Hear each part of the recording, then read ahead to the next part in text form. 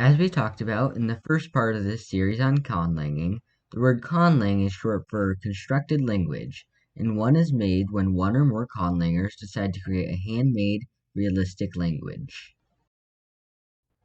Now these people may make these languages for fun, science, communication, or something else.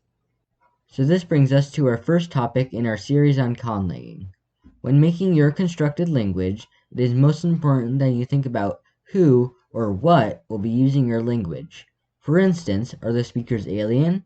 If so, they might not even be able to communicate the same way as us humans do. However, even if the speakers are human, their history, outlooks, and even where in the world they live will affect how your constructed language will sound. Three of the most common types of conlangs are personal languages, when only you, the creator of the language, will be using and or speaking it. There are auxiliary languages, which will be used by a wide group of people. And there are fictional languages, which are created to be used in fictional settings by fictional characters. Next, how do you want your language to sound or act? Now, of course, this can be influenced by the speakers, but it is essentially up to you, the maker, to decide how it will be. Some common goals include naturalistic, making your conlang in a way that makes it sound and act like a real-world language. This is a very common goal. Vowel harmony, which means that vowels can be changed by suffix at the end of the word. I'll probably do a separate video on this.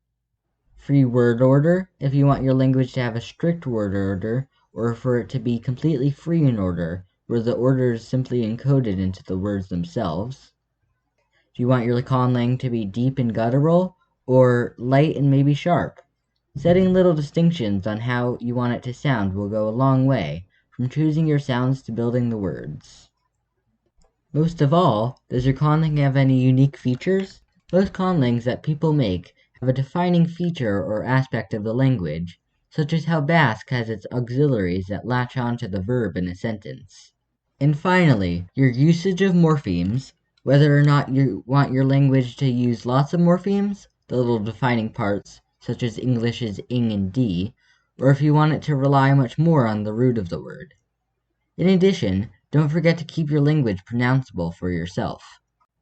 Now for this series, to help out with explaining the process of developing a conlang, I am going to create an example world and its culture, and build its fictional language along with it.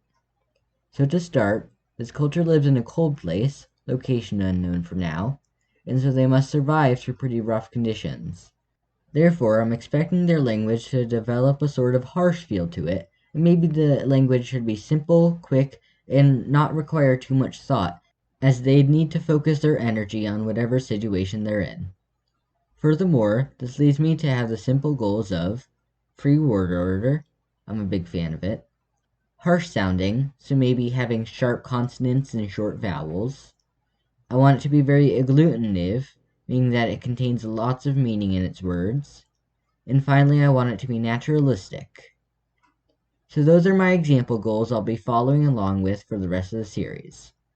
I would include a special feature for sake of an example, but I decided to keep it simple for now. I hope you all enjoyed this overview of how to set the goals for your conlang. If you have any questions or suggestions on further videos, please feel free to say them in the comment section below, and I'll be sure to read them. Thank you for watching, and goodbye!